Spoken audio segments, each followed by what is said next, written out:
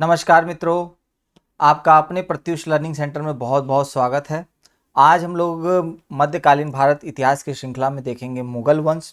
और मुगल वंश में सबसे पहले हम लोग आप जिन क्वेश्चनों को देखेंगे वो है बाबर के। ठीक है, तो पहला प्रश्न आपके समक्ष आ रहा है, तो चलिए देखते हैं। बाबर को भारत पर आक्रमण करने के लिए आमंत्रित करने वालों में से एक आलम खां। चलिए देखते हैं इन चारों में कौन सा विकल्प सही है। इब्राहिम लोदी से के संबंधित थे तथा वह दिल्ली के राज सिंहासन के दावेदार थे। इब्राहिम लोदी के संबंधी थे जिनसे दुर्व्यवहार किया गया था तथा उसे देश से निष्कासित किया गया था। दिलावर खां, जिसे इब्राहिम लोदी के हाथों क्रूर व्यवहार मिला, के पिता थे। पंजाब प्रांत के एक उत्तराधिकारी थे जो अपनी जाति के प्रति इब्राहिम लोदी के व्यवहार से अत्यधिक असंतुष्ट थे। तो दोस्तों इसका सही विकल्प होगा इब्राहिम लोदी के क्या थे, वो संबंधित थे और दिल्ली के राज सिंहासन के क्या थे, वो दावेदार थे। अगला प्रश्न है, मध्यकालीन भारत के मुगल शासक वस्तुतः थे फारसी, अफगान, चागताई तुर्क या इनमें से कोई नहीं। तो दोस्तों इसका सही उत्तर होगा आपका ऑप्शन नंबर सी, चगताई तुर्क थे। ठीक है ना। तो अगला प्रश्न देखते हैं, इनमें से किसने बाबर को सर ए पुल के युद्ध में पराजित किया था? अब्दुल्ला खां उज्बेक, सैबानी खां, उबैदुल्ला खां और जानी बेग। तो दोस्तों सही होगा आपका सैबानी खां। ठीक है ना। ये युद्ध हुआ था 1501 ईस्वी के पास सर ए पुल का, जिसमें क्या हुआ था, बाबर को सैबानी खां ने क्या कर दिया था, पराजित कर दिया था। और सैबानी खां था जो जिसने एक युद्ध नीति अपनाई थी, उसका नाम था तुलुगमा। ये क्वेश्चन भविष्य में आ सकता है, याद रखिएगा। तुलुगमा पद्धति का प्रयोग करके उसने बाबर को बुरी तरह हराया और उसे मध्य एशिया से क्या कर दिया था, भगा दिया था, खदेड़ दिया था। किस मुगल शासक ने भारत में ओटोमन युद्ध पद्धति को अपनाया? अकबर, शाहजहां, बाबर या उपरोक्त में से कोई नहीं। तो दोस्तों सही उत्तर होगा आपका बाबर। ठीक है ना। उसने इस पद्धति का प्रयोग क्या हुआ था, 1526 में जो आपका पानीपत का प्रथम युद्ध हुआ था, उसमें इसने इसका क्या किया था, प्रयोग किया था। और उस समय इसका जो तोपखाने का नेतृत्व जो करते थे उनका नाम था उस्ताद अली। बहुत अच्छा प्रश्न ये पूछा गया है। और जो इनके बंदूक वो चलाने वाले थे, उनका जो नेतृत्व करते थे वो थे मुस्तफ़ा। ठीक है ना। इनके नाम पूछे जा सकते हैं, इसलिए आप ध्यान रखिएगा इसके नाम को। पानीपत का प्रथम युद्ध किसके मध्य हुआ था? तो पानीपत का जो प्रथम युद्ध था, बाबर और राणा सांगा, हेमू और मुगल, हेमू और शेर खान, और बाबर और इब्राहिम लोदी। तो दोस्तों इसका सही उत्तर होगा आपका बाबर और इब्राहिम लोदी के बीच में 21 अप्रैल 1526 में क्या हुआ था, युद्ध हुआ था। और फाइनली इसका रिजल्ट ये हुआ था कि इब्राहिम लोदी की जो सेना बहुत ज़्यादा थी, इसके बाद भी क्या हो गया, इब्राहिम लोदी हार जाता है फिर, और वो युद्ध के मैदान में ही क्या हो जाता है, मर भी जाता है। और इसके बाद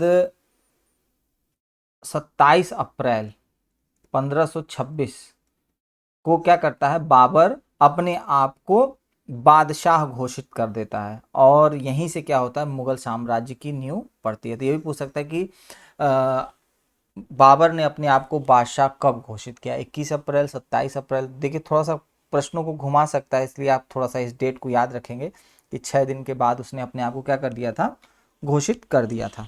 ठीक, चलिए अगले प्रश्न की तरफ बढ़ते हैं।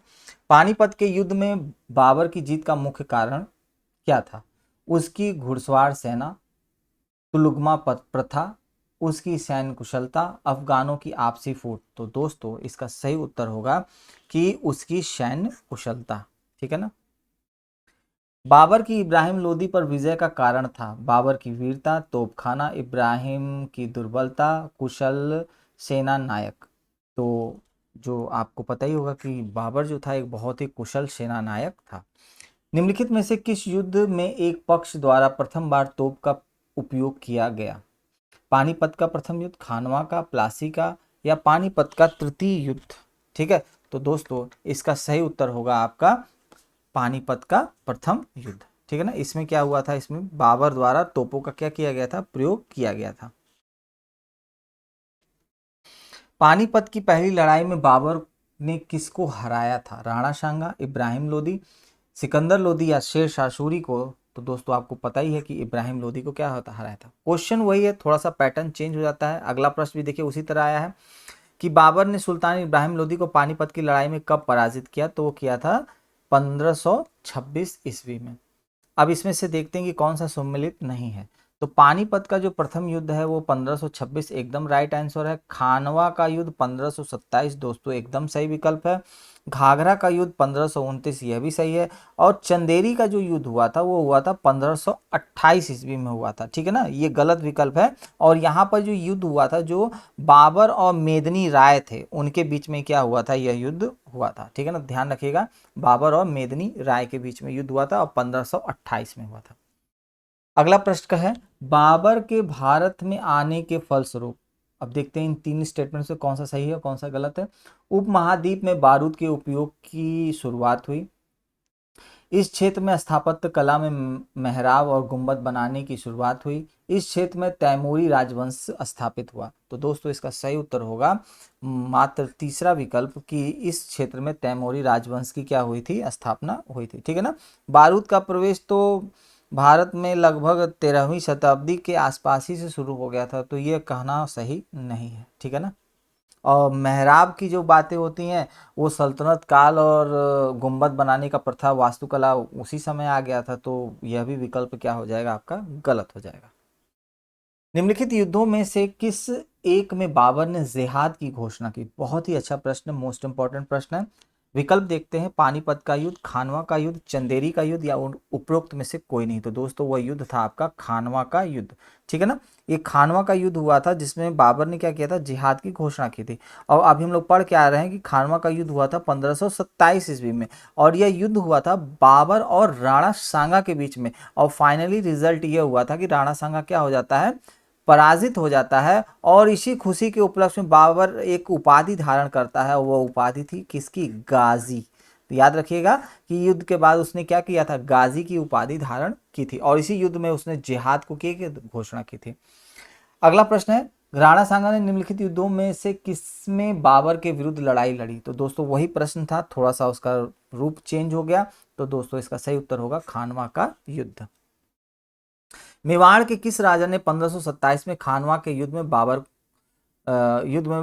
बाबर ने हराया था। तो वह थे आपके राणा सांगा, ठीक है ना। वही प्रश्न है, बस थोड़ा सा चेंज है इसलिए मैंने इस पर डाल दिया। खानवा के युद्ध में कौन पराजित हुआ था, तो कौन हुए थे, राणा सांगा हुए थे। भारत के मुगल शासक बनने पर जहीरुद्दीन मोहम्मद ने डैश नाम रखा था, बाबर, हुमायूं, जहांगीर या बहादुर शाह। तो वो नाम जो रखा था आपका बाबर ने रखा था, ठीक है ना। बाबर का पूरा ही नाम था जहीरुद्दीन मोहम्मद बाबर, ठीक है ना, ये नाम उसने रखा था अपना। बाबर ने सर्वप्रथम पादशाह की पदवी धारण की थी, तो फरगना में, काबुल में, दिल्ली में, समरकंद में। तो दोस्तों इसका सही उत्तर होगा कि उसने ये पदवी धारण की थी समरकंद में, ठीक है ना। बाबर के साम्राज्य में सम्मिलित थे। अगला प्रश्न है, काबुल का क्षेत्र, पंजाब का क्षेत्र, आधुनिक उत्तर प्रदेश का क्षेत्र या आधुनिक राजस्थान का क्षेत्र। तो दोस्तों इसका सही विकल्प होगा काबुल का क्षेत्र था ही, पंजाब भी था, आधुनिक उत्तर प्रदेश, जी हाँ ये भी था, राजस्थान का क्षेत्र इसमें नहीं था, इसलिए चौथा विकल्प क्या हो जाएगा, गलत हो जाएगा, क्योंकि यहाँ पर तो राजपूतों का शासन था, इसलिए विकल्प सी क्या होगा, परफेक्ट विकल्प होगा। अगले प्रश्न की तरफ बढ़ते हैं। वह मुगल सम्राट जिसके जीवन से धैर्य व संकल्प से सफलता की शिक्षा मिलती है। तो विकल्प है जहरूद्दीन मोहम्मद बाबर, नसरुद्दीन मोहम्मद हुमायूं, जलालुद्दीन मोहम्मद अकबर और अब्दुल मुजफ्फर महीउद्दीन औरंगजेब। तो दोस्तों इसका सही उत्तर होगा ऑप्शन नंबर ए, जहरूद्दीन मोहम्मद क्या है, बाबर, ठीक है ना। इसने क्या था, इसका एक पुत्र था, आप लोग उसके जानते ही होंगे, हुमायूं। उसने अपने पुत्र को एक मतलब सलाह दी थी कि संसार उसका है, और जो परिश्रम करता है किसी भी आपत्ति का मुकाबला करने से मत चूकना, ठीक है ना। और बोला था कि परिश्रमहीनता और आराम किसी भी बादशाह के लिए क्या होते हैं, बहुत ही ज़्यादा क्या होते हैं, हानिकारक होते हैं। और उसके अंदर क्या था, बहुत ही धैर्य और संकल्प था। बाल अवस्था में ही पिता उसके मर गए थे, फिर भी उसने कभी हिम्मत नहीं हारी, और इतने बड़े भारत में मुगल साम्राज्य का क्या किया था, इसने न्यू स्थापित किया। अगला प्रश्न है आपका, बाबर ने अपने बाबरनामा में किस हिंदू राज्य का उल्लेख किया है? तो चलिए, बहुत ही अच्छा प्रश्न है। उड़ीसा, गुजरात, मेवाड़, कश्मीर। तो दोस्तों इसका सही उत्तर होगा आपका मेवाड़ में, ठीक है ना। बाबर की एक ने अपनी आत्मकथा थी में दो हिंदू राजाओं का उल्लेख किया था। एक उसमें से एक था विजयनगर और दूसरा क्या था, क्या था, मेवाड़। तो देखिएगा यहाँ पर अगर मेवाड़ और विजयनगर दोनों देगा तो ऑप्शन नंबर दो ए और बी दोनों हो जाएगा, इसलिए ध्यान रखिएगा कि मेवाड़ और विजयनगर दोनों राज्यों के बारे में बाबर ने अपनी आत्मकथा में क्या किया है, उल्लेख किया है, ठीक है ना। तो आपको ये चीज ध्यान रहनी चाहिए। और एक प्रश्न और बन सकता है कि बाबरनामा जो है वो किस मतलब भाषा में लिखी गई है? तो ये है तुर्की भाषा में लिखी। आने वाले समय में मिलेगा प्रश्न हम लोग को आगे, फिर भी आप ध्यान रखिएगा। चलिए, अगला कथन और कारण से संबंधित प्रश्न है। बाबर ने बाबरनामा तुर्की में लिखा, देखिए आ ही गया दोस्तों। अगला है, तुर्की मुगल दरबार की राजभाषा थी। तो देखते हैं दोस्तों इसमें सही क्या है। तो पहला विकल्प तो एकदम सही है, दूसरा तुर्की राज भाषा थी ये एकदम गलत विकल्प है, इसलिए आपका ऑप्शन नंबर सी क्या होगा, एकदम सही विकल्प होगा, ठीक है ना। क्योंकि मुगल दरबार में तुर्की को सम्मान तो प्राप्त था, लेकिन राजभाषा के रूप में वहां पे फारसी को स्थान मिला था, न कि तुर्की भाषा को, ठीक है ना। तो इसलिए ये विकल्प क्या हो जाएगा, गलत हो जाएगा। अगर फारसी विकल्प होता तो दोनों विकल्प क्या हो जाते, आपके सही हो जाते। तुजुक ए बाबरी किस भाषा में लिखा गया है? ठीक है, तो देखते हैं, फारसी, अरबी, तुर्की, उर्दू, चार विकल्प हैं। तो ये लिखा गया है आपका तुर्की भाषा में, ठीक है। अयोध्या स्थित बाबरी मस्जिद का निर्माण किसने करवाया था? बाबर ने, हुमायूं ने, निजामुल मुल्क ने, मीर बाकी ने? तो दोस्तों ये तो बहुत ही चर्चा में रहा है और ये हैं आपके मीर बाकी, ठीक है ना। मीर बाकी किस क्या था कि जो आपके बाबर थे उनका एक सेना नायक था, और अयोध्या में बाबरी मस्जिद का निर्माण कराने का जो श्रेय था वो इसी को ही जाता है, ठीक है। तो चलिए आगे देखते हैं। निम्नलिखित नामों में से उसे चिन्हित करें जो हुमायूं के भाइयों में से किसी का नाम नहीं था। कामरान, उस्मान, अस्करी, हिंदाल। तो दोस्तों वो नाम था आपका उस्मान, ठीक है ना। कामरान, अस्करी, हिंदाल ये सब क्या थे, बाबर के पुत्र और हुमायूं के क्या थे, भाई थे। और जो हुमायूं था, आपको पता होना चाहिए कि वो बाबर का सबसे ज्येष्ठ पुत्र था। और एक प्रश्न और भी आपको ध्यान रखना है कि हुमायूं जो था 1508 ईस्वी में काबुल में पैदा हुआ था, और उसकी जो माँ थी वो थी माहम बेगम, शिया संप्रदाय से क्या थी, संबंधित थे। ये दो तीन फैक्ट आप ध्यान में रखिएगा, तो फिर आगे हम लोग इसके बारे में और डिस्कशन करेंगे। हुमायूं द्वारा लड़े गए चार प्रमुख युद्धों का तिथि अनुसार सही क्रम लगाएं। तो चलिए लगाते हैं हम लोग। बहुत ही अच्छा प्रश्न है और आने वाले समय में आपको ये चार प्रश्न देगा। तो पहला है आपका चौसा, देवरा, कन्नौज। तो सही विकल्प की तरफ डायरेक्ट बढ़ते हैं। तो पहले हुआ था आपका देवरा का युद्ध। देवरा का युद्ध हुआ था 1532 ईस्वी में, ठीक है। इसके बाद हुआ था दोस्तों चौसा का युद्ध। चौसा का युद्ध हुआ था 1539 ईस्वी में, ठीक है। फिर हुआ था कन्नौज का युद्ध। कन्नौज का युद्ध जो हुआ था आपका 1540 में हुआ था। और सरहिंद का जो हुआ था, सरहिंद का युद्ध ये हुआ था 1555 ईस्वी में। तो इस आधार पर यह विकल्प देखते हैं हम लोग कहाँ पर है। तो दोस्तों चौथा विकल्प जो है option number D is the right answer, ठीक है ना। ये बिहार पीसीएस में पूछा गया प्रश्न है, लेकिन वनडे एग्जामिनेशन में भी ये अलग अलग करके पूछा गया है। भाई देवरा का बताइए, चौसा का बताइए, कन्नौज का बताइए, सरहिंद का बताइए। तो आपको ध्यान रहना चाहिए 1532, 1539, 1540, 1555, ठीक है। चलिए अगले प्रश्न की तरफ बढ़ते हैं। फरीद जो बाद में शेर शाह सूरी बना ने कहाँ से शिक्षा प्राप्त की थी? सहसाराम, पटना, जौनपुर, लाहौर। तो चलिए देखते हैं, उसने हासिल की थी कहाँ पर, जौनपुर, ठीक है ना। इसका नाम ही था पहले फरीद, बाद में वो क्या करता है, शेर शाह सूरी बनता है। और इसने अपनी शिक्षा क्या की थी, जौनपुर में ही प्राप्त की थी, ठीक है ना। तो कहा जाता है कि जौनपुर में एक और पॉइंट था, पूर्व का सिराज भी जो है वो जौनपुर से ही संबंधित है, ठीक है ना, ध्यान रखिएगा। अगला है, निम्नलिखित में से किस सुल्तान ने पहले हजरत आला की उपाधि अपनाई और बाद में सुल्तान की? तो चलिए, ये भी बहुत ही अच्छा प्रश्न है। विकल्प है बहलूल लोदी, सिकंदर लोदी, शेरशाह सूरी, इस्लाम शाह सूरी। तो दोस्तों ये थे आपके शेरशाह सूरी। बहुत ही पावरफुल था, अगर मरा नहीं होता तो मुगल वंश स्थापित हो भी नहीं पाता, ठीक है ना। ये मर गया, जिसके वजह से मुगल वंश को स्थापित होने में मौका मिला था। आपको पता होगा कि 1539 ईस्वी में एक हुआ था युद्ध, चौसा का युद्ध हुआ था, जिसमें क्या हुआ था, हुमायूं को शेर शाह ने एकदम जबरदस्त तरीके से क्या कर दिया था, पराजित कर दिया था, ठीक है ना। और शेर शाह की उपाधि धारण की थी, और अपने नाम पर खुतबा पढ़वाया, सिक्के चलवाए, ये सब चीज़ें इसने की थी, ठीक है ना। तो ये सब पूछ सकता है कि किसने करवाया, तो आप ध्यान रखिएगा। शेरशाह सूरी द्वारा किए गए सुधारों में सम्मिलित थे राजस्व सुधार, प्रशासनिक सुधार, सैन्य सुधार, करेंसी प्रणाली में सुधार। तो दोस्तों अब देखते हैं कि इसमें कौन कौन से विकल्प सही हैं और कौन से विकल्प गलत हैं। तो इसमें जो सारे विकल्प हैं, राजस्व सुधार किया, प्रशासनिक सुधार भी किया, सैन्य सुधार भी किया और करेंसी प्रणाली में, ये सारे सुधार किसके द्वारा किए गए थे, आपके शेरशाह सूरी द्वारा। बहुत ही अच्छा प्रश्न है, और इसको आप लोग थोड़ा पढ़िएगा। इसमें आपको रुपया मिलेगा, दाम मिलेगा, ठीक है ना। सैनिक सुधार में जो बेईमानियां होती हैं उनको रोकने के लिए इसने घोड़ों को दागने की प्रथा बनाई थी, उनका हुलिया लिखने का प्रथा बनवाया था, और प्रशासनिक सुधार करने के लिए उसने बहुत ढेर सारे क्या थे, अमीर ए बंगाल नियुक्त किए थे, ठीक है ना।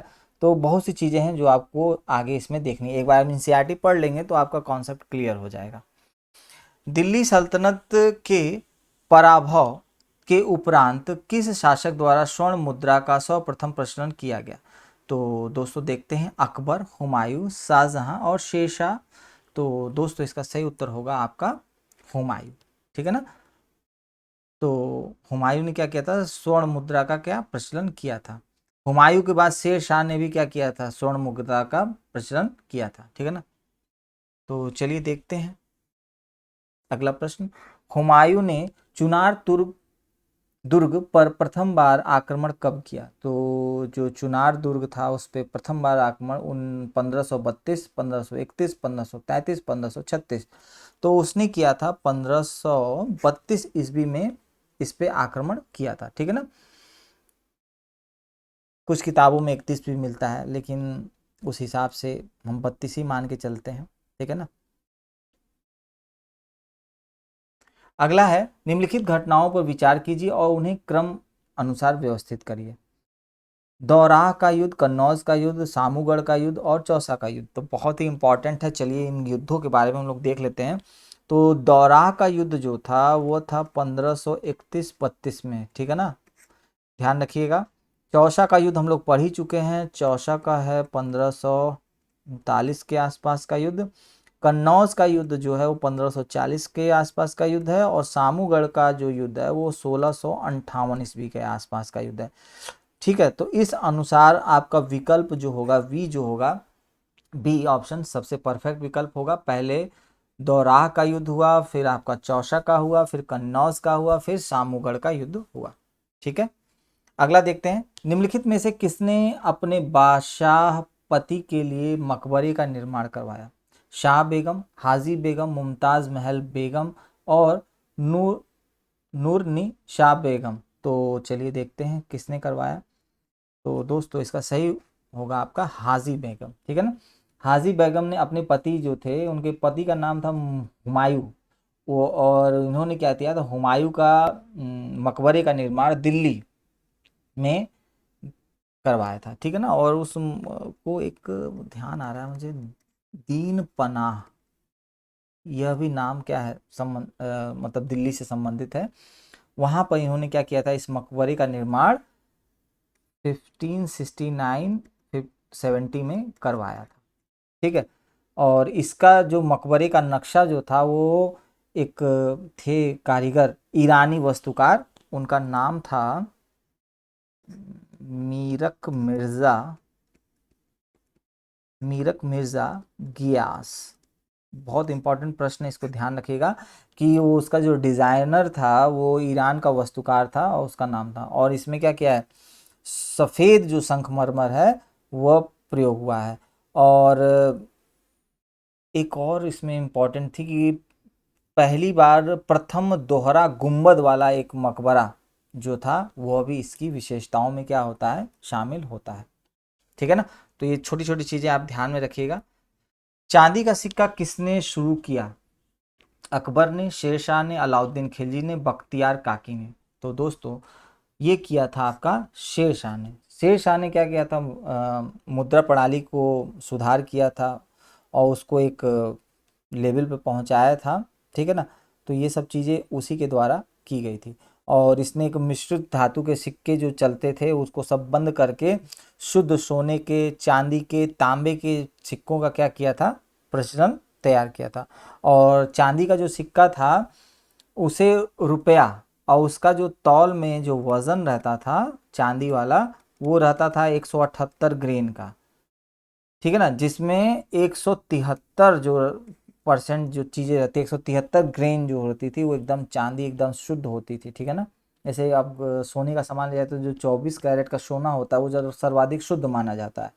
ठीक है। लेकिन अगर आपको कोई बहुत अच्छी डिज़ाइनर हार बनवाना है या कोई चीज़ बनवानी है तो 24 कैरेट में वो नहीं बन पाएगा, या तो 22 में बनेगा या तो बहुत होगा 23 में बन जाएगा, लेकिन वो 24 में कभी भी निर्माण नहीं हो पाता है। ठीक है ना। चलिए अगला देखते हैं। शेर शाह के अंतर्गत तांबे के दाम और चांदी के रुपया की विनिमय दर क्या थी? देखिए ये प्रश्न आया हुआ है, बहुत अच्छा है। ठीक है।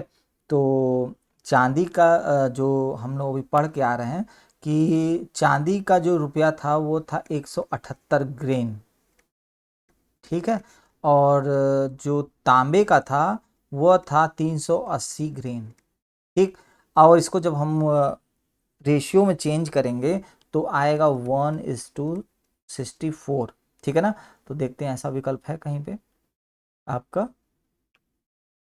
तो दोस्तों ये होगा आपका 64:1, मतलब option D is the right answer. ठीक है। ध्यान रखिएगा।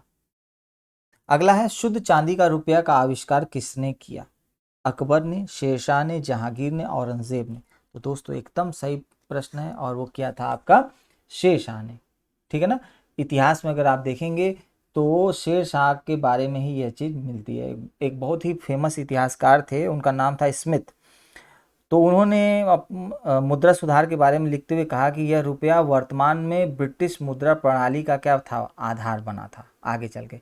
शेर शाह ने क्या किया था, जितने भी पुराने घिसे पिटे सिक्के थे, जितने भी मिश्रित सिक्के थे, सबको समाप्त करके शुद्ध सोने के, शुद्ध चांदी के और तांबे के, मतलब 3 तरह के सिक्के क्या हुए थे, प्रचलन में लाए थे। ठीक है। ध्यान रखिएगा।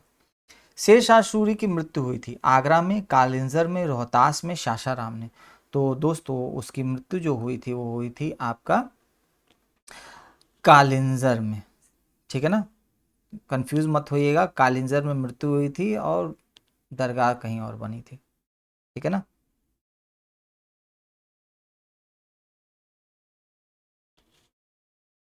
तो कई लोगों के दिमाग में चल रहा होगा कि भाई कालिंजर में कैसे मर गया। तो क्या हुआ था कि कालिंजर के किले में जब ये गया था तो वहाँ पर ये गोला फेंकने और उसमें सबका निरीक्षण कर रहा था। और उसी समय क्या हुआ कि कोई गोला फट गया, कहीं आग लग गई, और फटने से क्या हुआ कि वो उसमें से निकल नहीं पाया, और फिर बाद में पता चला कि वहीं पे इनका राम नाम सत्य हो गया। अगर ये जिंदा रहा होता तो वाकई में आज जो ग्रैंड ट्रंक रोड है, मुद्रा प्रणाली है, बहुत कुछ विकास इसने किया था। नो डाउट बहुत ही पावरफुल था, बहुत ही समझदार था। ले और मुगल वंश को स्थापित होने का मौका नहीं मिल पाता अगर ये स्टैंड करता तो आज स्थिति हमारे इतिहास की कुछ और होती। अगला है, शेर शाह का मकबरा कहाँ पर है? सासाराम, दिल्ली, कालिंजर या सोनारगांव। तो दोस्तों इसका आपका सही उत्तर होगा आपका सासाराम में। ठीक है ना। उसका मकबरा स्थित है। ठीक है ना। अगला है, निम्नलिखित में से किस शासक के स्मारक का निर्माण शेर शाह ने करवाया? किस स्मारक का निर्माण शेर शाह ने करवाया? ठीक है। तो चलिए देखते हैं। दिल्ली की किला एक कोहना मस्जिद, जौनपुर की अटाला मस्जिद, गौर की बारह सोना मस्जिद, दिल्ली की कुवत उल इस्लाम मस्जिद। तो थोड़ा सा एक कठिन प्रश्न है, चलिए देखते हैं। इसका होगा ऑप्शन नंबर ए, दिल्ली की किला ए कोहना मस्जिद। ठीक है ना, ये शेर शाह ने इसका निर्माण करवाया था लगभग 1541 के आसपास का समय था, रहा होगा। उसी में इसने क्या किया था, इसका निर्माण करवाया था। दिल्ली में पुराना किला के भवनों का निर्माण किया था, फिरोज तुगलक ने, इब्राहिम लोदी ने, शेर शाह ने या बाबर ने। तो दोस्तों इसका सही उत्तर होगा शेर शाह ने क्या किया था, इसका निर्माण किया था। ठीक है ना, आप ध्यान रखिएगा कि दिल्ली में अभी हम लोग पढ़ के आ रहे हैं, किला एक कोहना मस्जिद, शेर मंडल एक चीज था, उसका भी आदि जो भवन थे वो सब किसने निर्माण करवाए थे, शेर शाह ने करवाए थे। कृषकों की सहायता के लिए किस मध्यकालीन भारतीय शासक ने पट्टा और कबूलियत की व्यवस्था प्रारंभ की थी? बहुत ही इंपॉर्टेंट प्रश्न है दोस्तों। तो देखते हैं विकल्प, अलाउद्दीन खिलजी, मोहम्मद बिन तुगलक, शेरशाह और अकबर। तो दोस्तों वो थे आपके शेरशाह सूरी। इन्होंने क्या थी, किसानों की मदद करने के लिए पट्टा और कबूलियत की व्यवस्था की थी। इसमें क्या था कि किसानों को सरकार की ओर से पट्टे दिए जाते थे और जिसमें स्पष्ट किया जाता था कि कितने वर्ष के लिए उनको लगान देना है। ठीक है, और जब किसान उनको ले लेता था तो उससे एक कबूलियत पत्र जो था वो स्वीकार कर लिया जाता था कि हाँ भाई हम इस चीज़ को मानते हैं। ठीक है ना, जस्ट लाइक क्या होता है, एग्रीमेंट था जो स्वीकार किया जाता था। ठीक, चलिए अगला देखते हैं। निम्नलिखित में से किसने पूर्वी बंगाल से लेकर पेशावर तक सड़क ए आजम कहलाई जाने वाली सड़क बनवाई? अकबर, जहांगीर, इस्लाम शाह और शेर शाह। तो दोस्तों इसका सही उत्तर होगा आपका शेर शाह। ठीक है ना, जिसे आप कहते हैं ग्रैंड ट्रंक रोड। ठीक है ना, इसको सड़क ए आजम भी कहा जाता है, लाहौर तक जाती है ये सड़क। अगला है, शेर शाह का उत्तराधिकारी था शुजात खां, इस्लाम शाह, फिरोज शाह, मोहम्मद शाह आदिल। तो दोस्तों इसका सही विकल्प होगा आपका इस्लाम शाह। ठीक है ना, उसका एक छोटा पुत्र था इस्लाम शाह, जिसका नाम कहीं कहीं पे जलाल खां भी मिलता है। ठीक है, तो वही इसका उत्तराधिकारी था। इन शासकों में से प्रश्न है, इन शासकों में किसने अपनी सैन्य टुकड़ी को 200 या 250 एवं 500 की इकाइयों में विभाजित किया था? बहलोल लोदी, सिकंदर शाह, शेर शाह, इस्लाम शाह या उपरोक्त में से कोई नहीं। ठीक है, तो दोस्तों इसका सही होगा इसमें से कोई नहीं। ठीक है ना,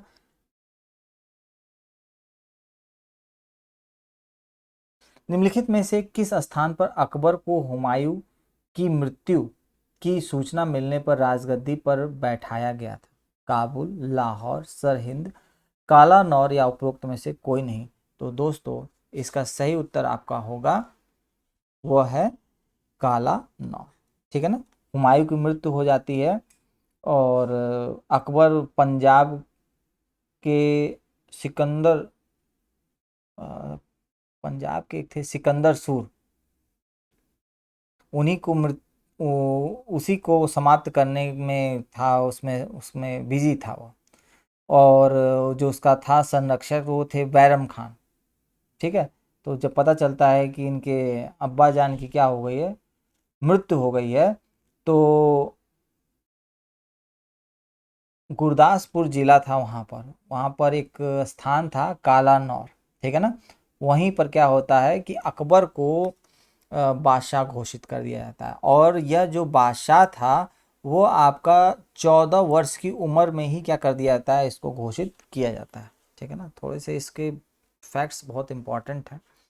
हल्दी घाटी के युद्ध के पीछे अकबर का मुख्य उद्देश्य था राणा प्रताप को अपने अधीन लाना, राजपूतों में फूट डालना, मान सिंह की भावनाओं को संतुष्ट करना या साम्राज्यवादी नीति। तो दोस्तों सबसे बेहतर विकल्प होगा आपका राणा प्रताप को अपने अधीन लाना। ठीक है ना, हल्दी घाटी का युद्ध किस वर्ष हुआ था? तो यह हुआ था 1556, सॉरी 1576 में हुआ था। ठीक है, 1576 में यह युद्ध हुआ था। हल्दी घाटी के युद्ध में महाराणा प्रताप की सेना के सेनापति कौन थे? अमर सिंह, मान सिंह, हकीम खान या शक्ति सिंह? तो दोस्तों वो थे आपके हकीम खान। ठीक है। अकबर ने सर्वप्रथम वैवाहिक संबंध राजपूतों के किस गृह से स्थापित किए? वह था बुंदेलों से, कछवाहों से, राठौरों से या सिसोदियाओं से? तो वो थे आपके कछवाहों से क्या किया था? स्थापित किया था। ठीक है ना। निम्नलिखित में से किस परिवार ने सर्वप्रथम अकबर के साथ वैवाहिक संबंध स्थापित किए? हम लोग अभी इसको पढ़ के ही आ रहे हैं, बस क्वेश्चन का पैटर्न चेंज था। किस चिश्ती संत के दरगाह पर अकबर दर्शन हेतु अधिक जाता था? मोइनुद्दीन चिश्ती, शेख नसीमुद्दीन चिराग देहलवी, कुतुबुद्दीन बख्तियार काकी, शेख फरीद संज ए शकर? तो दोस्तों इसका सही उत्तर होगा मोइनुद्दीन चिश्ती। ठीक है ना। अपने समय में ये बहुत चिश्तिया संप्रदाय बहुत फेमस भी था। ठीक है ना। कहाँ पर है? अजमेर में है। हम लोग पढ़ के आए हैं इस प्रश्न को। ठीक है ना। अजमेर की दरगाह में जाते थे वो दर्शन करने के लिए। निम्नलिखित में से किसे अकबर ने स्वयं मारा था? अधम खां, बैरम खां, बाज बहादुर, पीर मोहम्मद खां को? तो दोस्तों वो थे आपके अधम खां। ठीक है ना। राजपूताना के निम्न राज्यों में से किस एक ने अकबर की संपूर्ण प्रभुता स्वयं स्वीकार नहीं की? तो आमेर, मेवाड़, मारवाड़ और बीकानेर? तो दोस्तों वो थे आपके मेवाड़। मेवाड़ ने अकबर की संपूर्णता संप्रभुता स्वयं स्वीकार नहीं की थी। ठीक है ना। वहाँ के जो शासक थे राणा प्रताप, वो बहुत लंबे समय तक इनके विरुद्ध क्या हुआ था? उन्होंने युद्ध लड़ा था। ठीक है। बाद में उनके पुत्र आते हैं, उनके पुत्र का नाम था अमर सिंह। वो क्या कहते हैं कि जहांगीर से संधि करके सब सेटलमेंट कर लेते हैं। किस राजपूत शासक ने मुगलों के विरुद्ध निरंतर स्वतंत्रता का संघर्ष जारी रखा और समर्पण नहीं किया? ठीक है। तो हम लोग इस को पढ़ के ही आ रहे हैं। देखते हैं। बीकानेर के राजा राय सिंह, मारवाड़ के राजा चंद्रसेन, आमेर के राजा भारमल, मेवाड़ के महाराजा अमर सिंह? ठीक है ना। तो इसका सही उत्तर होगा मारवाड़ के राजा चंद्रसेन। ठीक है ना। यहाँ पे विकल्प था नहीं, इसलिए आपको सावधानी से इस प्रश्न को करना था। अकबर के साथ युद्ध करने वाली दुर्गावती डैश की रानी थी? ठीक है। मांडला, मांडू, असीरगढ़, रामगढ़? तो दोस्तों वो थी आपकी मांडला की। ठीक है ना। अब्दुल फजल की मृत्यु इनमें से किसके कारण हुई? शहजादा सलीम, अब्दुल रहीम खान इन खाना, शहजादा मुराद, शहजादा दानियल? ठीक है। तो हुई थी यह शहजादा सलीम। ठीक है ना। जब शहजादा सलीम ने विद्रोह कर दिया था और वहाँ पे स्वतंत्र शासक की तरह इलाहाबाद में, ठीक है ना, व्यवहार करना आरंभ कर दिया था, उसी के कारण क्या हुआ था? फिर अब्दुल फजल का क्या हुआ था? मृत्यु हो गया था। निम्नलिखित तथ्यों में से कौन तथ्य ऐसा है जो अकबर की राष्ट्रीय सम्राट सिद्ध करने में सहायक नहीं है? तो अकबर ने इस्लाम धर्म को त्याग दिया, प्रशासकीय एकता और कानून की एकरूपता, अकबर द्वारा सांस्कृतिक एकता का प्रयत्न, अकबर की धार्मिक नीति? तो दोस्तों इसका सही उत्तर होगा कि अकबर ने इस्लाम धर्म को क्या कर दिया था? त्याग। क्योंकि ये नहीं पूछ रहा है, इसलिए ये विकल्प सबसे परफेक्ट विकल्प होगा। ठीक है ना। अब डिटेल में जाएंगे तो थोड़ा लंबा हो जाएगा। हिस्ट्री से तो वैसे ही बहुत डर लगता है कि अगर आप एक बार उसके कॉन्सेप्ट में घुसे तो फिर आप निकलना आपका बहुत ही मुश्किल है। अकबर की लोकप्रियता के कारण थे मनसबदारी प्रथा, धार्मिक नीति, भू राजस्व व्यवस्था, सामाजिक सुधार? तो दोस्तों सही उत्तर होगा आपका option number D, A B C and D. ये सारे विकल्प क्या होते हैं? अकबर को व्यवस्थित करते हैं। निम्नलिखित में से किस मुस्लिम शासक ने तीर्थ यात्रा कर समाप्त कर दिया था? बहलुल लोदी, शेर शाह, हुमायूं, अकबर? तो दोस्तों वो थे आपके अकबर, जिन्होंने तीर्थ यात्रा कर को समाप्त कर दिया था। निम्नलिखित बादशाहों में से किसको एक प्रबुद्ध निरंकुश कहा जा सकता है? बाबर, हुमायूं, अकबर और औरंगजेब? तो दोस्तों इसका सही उत्तर होगा आपका अकबर। ठीक है ना। अकबर एक महान शासक था, ये सभी लोग जानते हैं। और इसका जो साम्राज्य था वो अफगानिस्तान, कश्मीर से लेकर गोदावरी नदी तक क्या था, बहुत लंबा क्या था, इसका डेस्टिनी फैला हुआ था। ठीक है ना। और कहा जाता है कि एक धर्मनिरपेक्ष क्या था, शासक था, और बहुत ढेर सारे उसने सुधार भी किया था। ठीक है ना। निम्नलिखित में से किसने यह आज्ञा दी थी कि आदमी को एक ही स्त्री से विवाह करना चाहिए और वह तभी दूसरा विवाह कर सकता है जब उसकी पहली पत्नी बंद बंध्या हो। ठीक है ना। तो चलिए देखते हैं, अलाउद्दीन खिलजी, शेर शाह, अकबर, या इनमें से कोई नहीं, तो वह थे आपके अकबर। ठीक है। अकबर का शासन जाना जाता है क्षेत्रों को जीतने के लिए, अपनी प्रशासनिक व्यवस्था के लिए, न्यायिक प्रशासन के लिए, उसकी धार्मिक कट्टरता के लिए। तो दोस्तों, तो धार्मिक कट्टर तो था ही नहीं। जब अभी हम कह रहे हैं कि पढ़ के आ रहे हैं कि धर्मनिरपेक्ष था, तो फिर ये तो विकल्प एकदम गलत हो गया। ठीक है। तो अब चलिए देखते हैं कि सही विकल्प कौन सा होगा। ये सही होगा, न्याय भी सही होगा, ये भी। तो ऑप्शन बी क्या होगा आपका, सही होगा। जो धार्मिक कट्टरता वाला स्टेटमेंट है वो क्या हो जाएगा, फॉल्स स्टेटमेंट हो जाएगा। अकबर के शासनकाल में पुनर्गठित केंद्रीय प्रशासन तंत्र के अंतर्गत सैनिक विभाग का प्रमुख था दीवान, मीर बख्शी, मीर शमन और बख्शी। तो दोस्तों, इसका सही उत्तर होगा वह मीर बख्शी थे। ठीक है ना। अकबर कालीन सैन्य व्यवस्था आधारित थी, मनसबदारी, जमींदारी, सामंतवादी, आइन ए दहशाला। बहुत ही अच्छा प्रश्न है दोस्तों। जो सैन्य व्यवस्था थी वो मनसबदारी के ऊपर क्या थी, यस। ठीक है ना। इसने मतलब साम्राज्य विस्तार तो किया ही करा, शांति, सुव्यवस्था और एक सुसंगठित सेना का भी क्या किया था उसने, बनाने का रोल प्ले किया था। ठीक। मध्यकालीन भारत में मनसबदारी व्यवस्था क्यों क्यों लागू की गई थी। तो चलिए देखते हैं विकल्प। राजस्व एकत्रित करने के लिए, सैनिकों की सुगमता से भर्ती हेतु, धार्मिक सद्भाव की स्थापना हेतु, स्वच्छ प्रशासन सुनिश्चित करने के लिए, या उपयुक्त में से कोई नहीं। ठीक है। तो दोस्तों, इसका सही विकल्प होगा आपका ऑप्शन नंबर डी, स्वच्छ प्रशासन सुनिश्चित करने के लिए। ठीक है ना।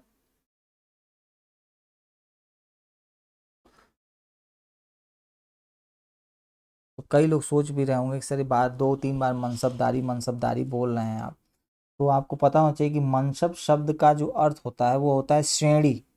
ठीक है ना। ध्यान रखिएगा कि मनसब शब्द का जो अर्थ होता है वो होता है श्रेणी, या कहीं पे कहते हैं पद। ठीक है ना। और उसी से संबंधित जो शब्द निकल के आया मनसबदार, मतलब उस अधिकारी को कहते हैं जिसे शाही सेना का एक पद या श्रेणी क्या हो जाती है, प्राप्त हो जाती है।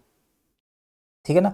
और कहा यह भी जाता है कि अकबर की जो मनसबदारी व्यवस्था जो थी वो दशमलव प्रणाली पर क्या थी, आधारित थी। ठीक है ना। आप पढ़ेंगे तो आपको मिलेगा, कल को आपको प्रश्न मिल भी जाता है कि दशमलव प्रणाली पर आधारित कौन सी प्रथा थी, तो आप विकल्प में उत्तर मार सकते हैं मनसबदारी प्रथा।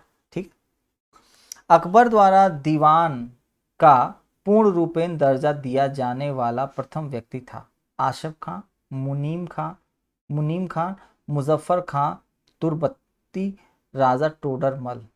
ठीक है। तो दोस्तों, इसका सही उत्तर होगा आपका ऑप्शन नंबर सी, मुजफ्फर खां तुर्बती। ठीक है ना। अकबर ने जिस मनसबदारी प्रणाली को लागू किया वह किस देश में प्रचलित प्रणाली से उधार ली गई थी। अब देखिए कहाँ से ली गई थी, अफगानिस्तान, तुर्की, मंगोलिया, फारस। तो दोस्तों, वह थी आपकी मंगोलिया से संबंधित। ठीक है। अगला कथन और कारण से संबंधित है। अकबर के काल में हर 10 घुड़सवार सैनिकों के लिए मनसबदारों को 20 घोड़ों का रखरखाव करना पड़ता था। घोड़ों को यात्रा में आराम देना होता था और युद्ध के समय उनको बदलना आवश्यक होता था। ठीक है। तो दोस्तों, ये दोनों स्टेटमेंट क्या हैं आपके, सही हैं, और वह उसकी व्याख्या भी करते हैं। जाप्ती प्रणाली किसकी उपज थी। तो ग्यासुद्दीन तुगलक, सिकंदर लोदी, शेर शाह और अकबर। तो दोस्तों, यह थी आपकी अकबर की। ठीक है ना। ये क्या था कि अकबर ने अपने शासनकाल में भू राजस्व वसूली के लिए क्या किया था, इस प्रणाली को क्या किया था, प्रचलन में लाया था।